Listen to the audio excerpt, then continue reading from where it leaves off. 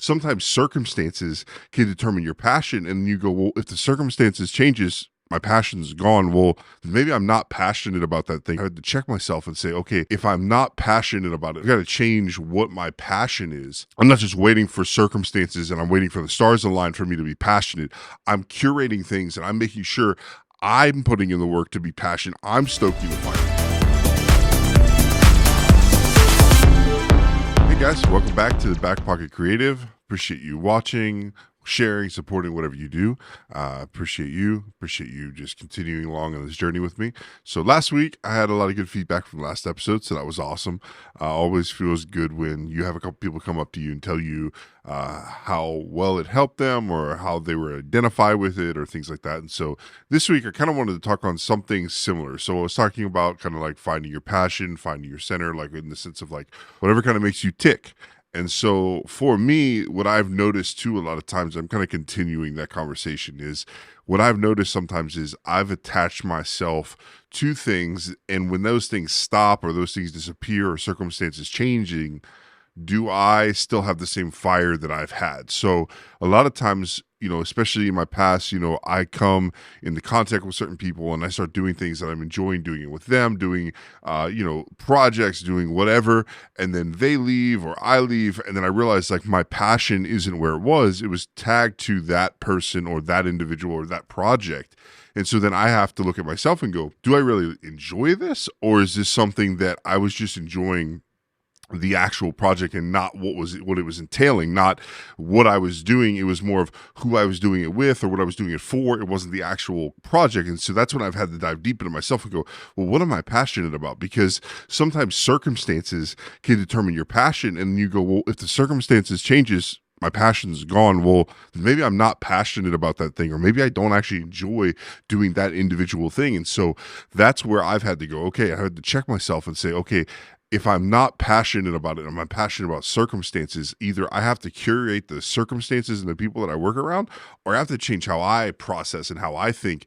And I have to go, okay, I'm not just going to be passionate about circumstances. I'm be passionate about things. And so like what I'm doing, my hobbies, the what I'm accomplishing, I've got to change what my passion is and what excites me, because circumstances and people change all the time.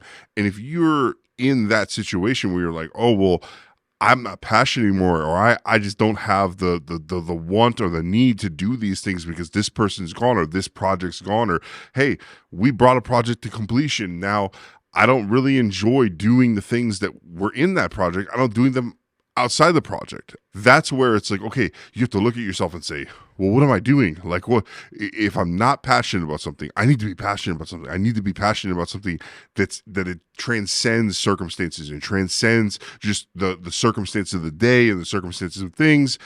I need to be passionate about things that are impactful. I need to be passionate about things that I can recreate, that I can reproduce. And I'm not just waiting for circumstances and I'm waiting for the stars to align for me to be passionate.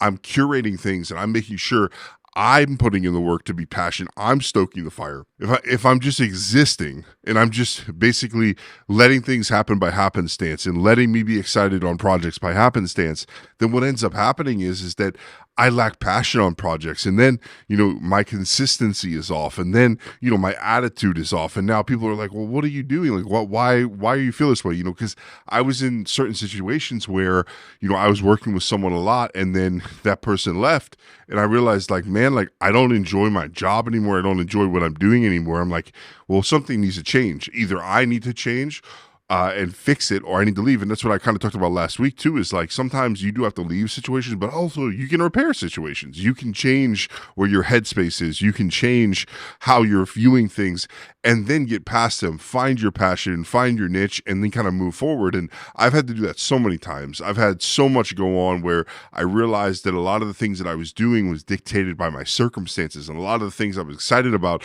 was dictated by who I was around or what was going on or the season of life I was in, things like that. And then I realized like, I can't just be dictated by happenstance, and I can't just create by happenstance. I've got to figure out what are the things that I can put in front of me to cultivate me moving forward and me doing better and me growing. Because there were times, and I've looked at like things where I stalled out on things that I loved for years, and I stalled out because I lost whatever the circumstance was. And I realized, like, I can't wait on circumstances to just make things happen. I can't wait on circumstances to make me creative again, because that's why people will fall into that creative rut, or, writer's block or things like that. It's like, because you don't know what makes you create. You don't know what makes you think. You don't and figure things out and troubleshoot. Like, you've got to find the things that make you you and make you tick.